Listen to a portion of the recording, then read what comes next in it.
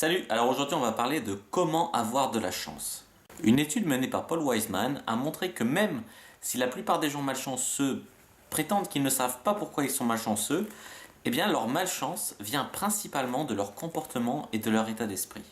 Une découverte étonnante des recherches scientifiques de Wiseman, c'est que les gens malchanceux seraient les gens les plus anxieux. En effet, les gens malchanceux, ils ont plus de mal à se concentrer sur ce qu'ils ont à faire, sont plus tendus, ils pensent à autre chose, sont plus distraits, ça les rend plus maladroits d'être tendus, et c'est ce qui explique qu'ils peuvent avoir par exemple plus d'accidents. En plus, le stress, de manière générale, ça réduit le système immunitaire, ça le diminue son efficacité, et donc les gens qui sont les plus stressés, les plus anxieux, sont plus à même d'avoir des maladies. Ce qui peut expliquer qu'ils ont la malchance d'attraper des maladies ou la malchance d'avoir des accidents. Et maintenant, on va voir comment devenir chanceux, puisque c'est bien ce qui nous intéresse. Comment ne pas être malchanceux d'un côté, mais tant qu'à faire, pourquoi pas, comment être chanceux?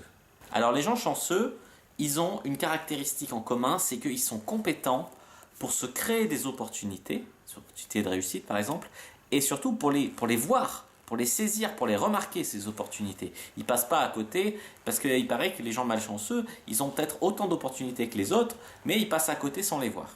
La deuxième caractéristique des gens chanceux, c'est qu'ils prennent des décisions chanceuses en se fiant en fait à leur intuition.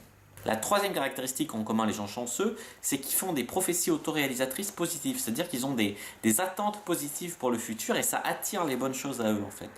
Et ils ont une quatrième caractéristique en commun, c'est qu'ils voient la vie du bon côté. C'est-à-dire que souvent ils se disent « Ah ben ça aurait pu aller plus mal, ça aurait pu se passer mal, ah ben tant mieux ». Ils sont contents, ils sont positifs et le positif attire le positif dans la vie. Les gens chanceux, ils écoutent leur intuition, leur tête, mais ils écoutent aussi leurs émotions. Et c'est ce qui les amène plus facilement que d'autres à prendre les bonnes décisions. Les gens chanceux, ils n'aiment pas la routine. Les gens malchanceux, en général, ils parlent toujours aux mêmes personnes, ils vont toujours aux mêmes endroits, etc. Donc si vous voulez attirer la chance, brisez la routine, sortez de votre zone de confort. Essayez d'introduire un maximum de variété dans votre vie et essayez surtout de voir la vie du bon côté. Pourquoi ne pas commencer dès maintenant? Imaginez-vous, vous pourriez être actuellement, en ce moment même, dans une situation bien plus délicate, bien plus difficile que celle où vous êtes actuellement. Ça vous fait relativiser votre situation actuelle où vous vous dites que finalement vous n'êtes pas si mal, vous êtes bien, vous êtes positif. Enfin, une dernière chose que vous pouvez faire pour attirer la chance, entourez-vous de gens chanceux, de gens optimistes, de gens qui eux saisissent les opportunités qui s'offrent à eux et peut-être que ça sera contagieux puisque les émotions sont contagieuses, que vous allez attraper la maladie de la chance à leur contact. Voilà, si cette vidéo vous a plu pour devenir un peu plus chanceux, n'hésitez pas à mettre un pouce bleu sous la vidéo, à commenter pour me donner vos trucs pour être un peu plus chanceux, à aller visiter le blog www.devenirmentaliste.fr et puis n'hésitez pas éventuellement à partager la vidéo. Voilà, merci et à bientôt, prenez soin de vous.